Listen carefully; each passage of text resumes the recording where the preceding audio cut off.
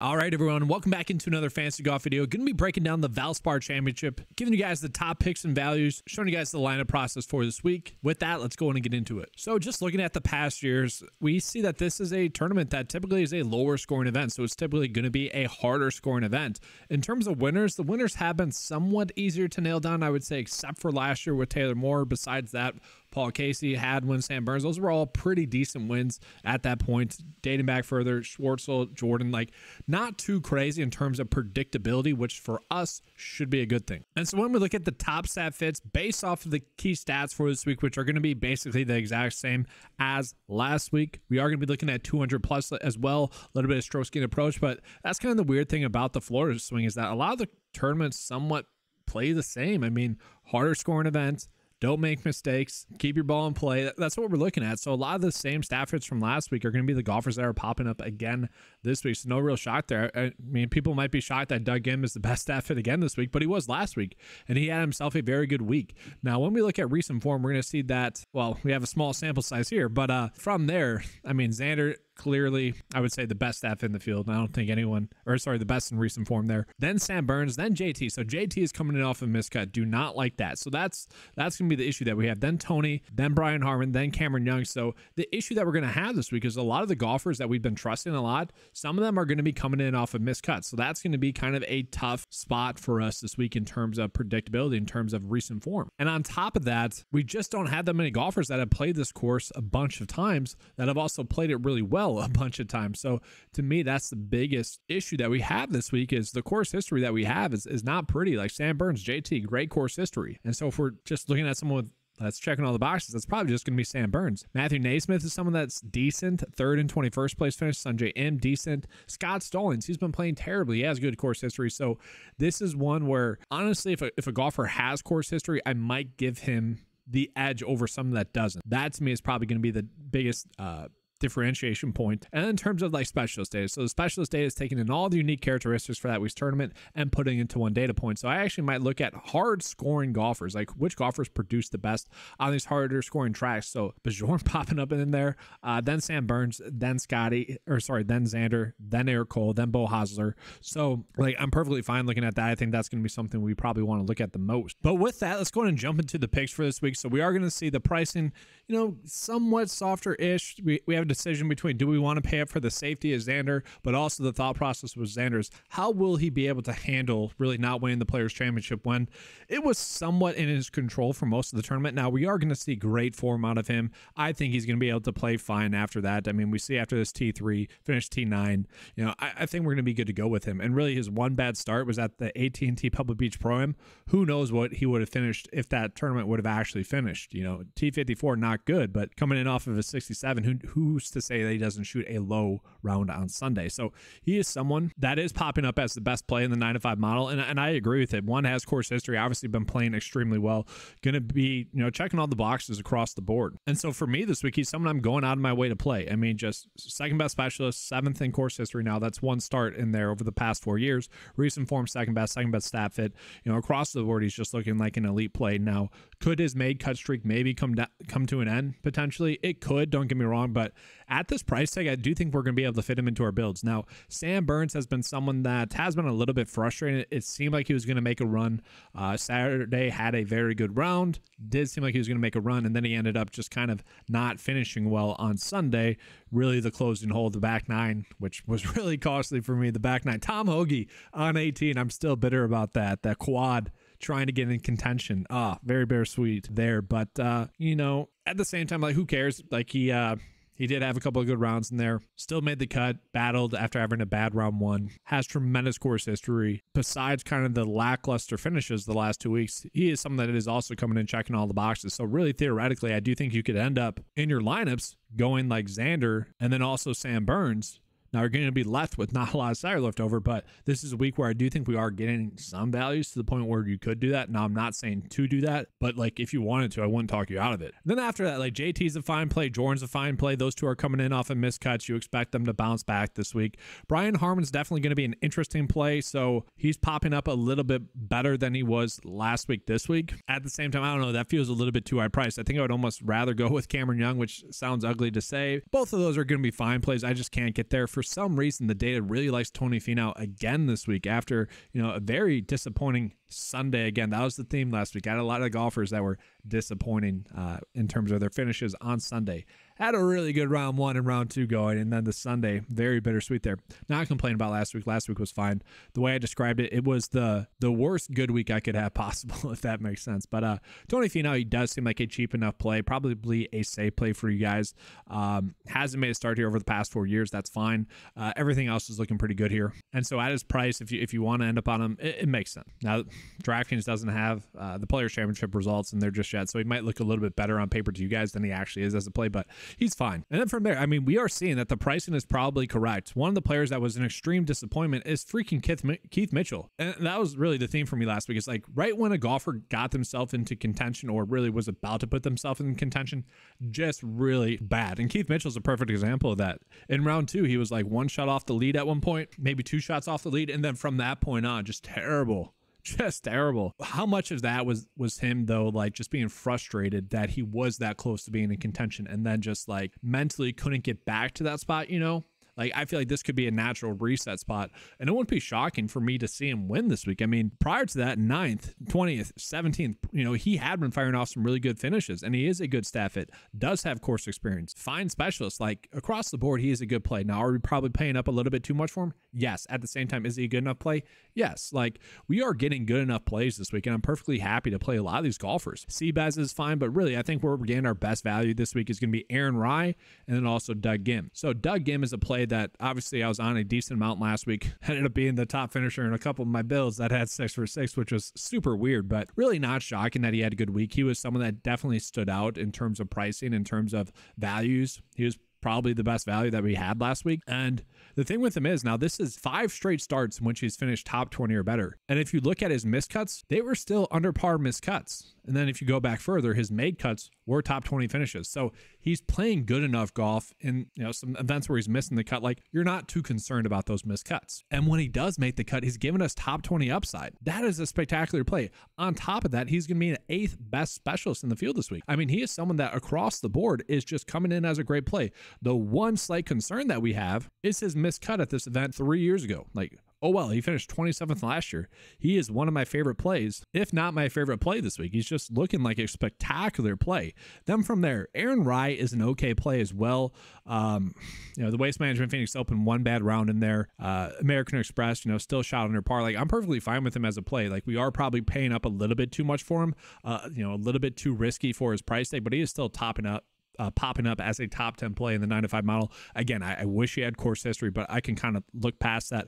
Maverick McNeely is someone that's popping up, but he's someone that makes more sense in a fair and balanced build. Pretty good play though across the board. I mean, top 30 or better in all the key metrics that we're looking at: specialist, course history, stat rank, and recent form rank. Very good there. The one concern with Maverick McNeely is going to be that par 5 scoring a little bit, but also ball striking. All in all, though, it hasn't really led to that many mistakes. Still top 20 in birdie to bogey ratio. Now, if you guys want to look at bogey avoidance a little bit more than birdie to bogey ratio, you can. I'd be perfectly fine with that. We do want to still factor in some sort of scoring. Typically speaking, the golfers that are making birdies in some capacity are going to be the golfers that play the best. From there, Patrick Rogers is fine, but we are seeing Taylor Moore, the defending champ. He has been someone that, for best ball purposes, thank you so much for honestly playing well and making all these cuts. Like, he hasn't finished exactly well, but he was someone that the data really liked best ball wise for underdog purposes, and that paid off. It was super risky. I'm like, I don't like this pick, but I trusted the data has been working out there. But he is someone that is decently popping up. I mean, this shows us here, guys, 1 miscut and then 1. Like, I think we just want to look at course experience, and then obviously if they have good course history, that's the cherry on top as well. But across the board, a good enough play, and at 7.8 for a guy that's been playing that well and making that many cuts, I'm perfectly happy to play him.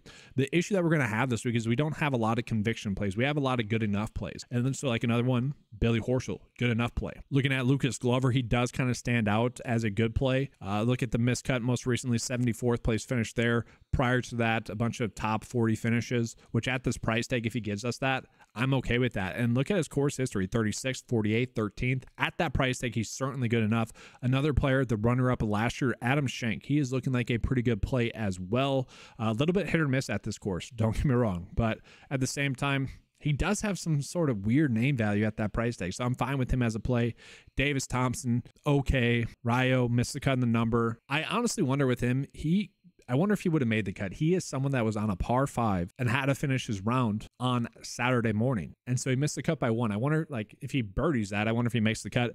Victor Perez is someone that is looking like a pretty good play after, you know, a couple of decent finishes in a row. Also made the cut this tournament last year. Also looking like a pretty good staff. I mean, across the board, he's kind of checking all the boxes. And so this is what I meant by we are getting some good enough value. Now, sure, people are going to look at the start at the Puerto Rico Open and say, well, it was the Puerto Rico Open. Fair, but still 3 straight made cuts in a row. Like, you're not going to overlook that. And they're ascending finishes. They're all getting better. That is something that I love to target, because if he gets better again, what's he going to do? He's going to win. He's not going to win. But really not a bad play at that price tag. Like, you could certainly play him. And that's where I was kind of teasing that we are getting some decent value plays this week. And then Joel Dahmen, I think he's going to be chalk because he finally had a good week. And honestly, I wonder if the whole Netflix documentary coming out and him getting a little bit more support was something that like made him play better. Honestly, it's like a weird narrative, but maybe like a lift off his chest, you know, it's just like a stress reliever for him. I don't know. He seems like the guy that would kind of stress about something like that. Tremendous course history here though. 3 straight made cuts in a row. Decent enough stat fit at this price tag. 57th in the field. The recent form is trash. We know that, but there's kind of name value here. Don't get me wrong, but really he does kind of stick out as a player that is probably a little bit better than this price tag, especially after last week. Andrew Novak kind of predictably fell back to who Andrew Novak is. Now, if he pops up this week, it wouldn't be too shocking. Mackenzie Hughes, I feel like, is a risk reward play. Perfectly fine with him. If you guys want to target him, I wouldn't talk you out of him. KH Lee is an interesting click. You know, he had a 4th place finish at the Condescend Classic prior to that 25th, 30th. Like, he's okay. Value-wise, decent course history if you want to play him, okay with it. Bud Colley has been someone that's actually been playing pretty darn well on tour lately. 21st, 65th, 35th. Those are Korn Ferry Tour starts, but been playing pretty well on the PGA Tour recently. If we look at the data that we have pulling in for him, his last 3 starts, you know, pretty decent. That's really all we got from him, but kind of an okay play there. Carson Young, I'm kind of fine with as a play. Chan Kim, I'm fine with. Bryce Garnett, also fine with. You know, our winner from 2 weeks ago at 90-1. Has course history. I wouldn't be shocking to see him make the cut. Hayden Springer does kind of stand out. He's someone that has been playing well on the PGA Tour as well. Really good stat fit. A little bit of that is going to be skewed data from different starts. Jonathan Vegas, decent value as well.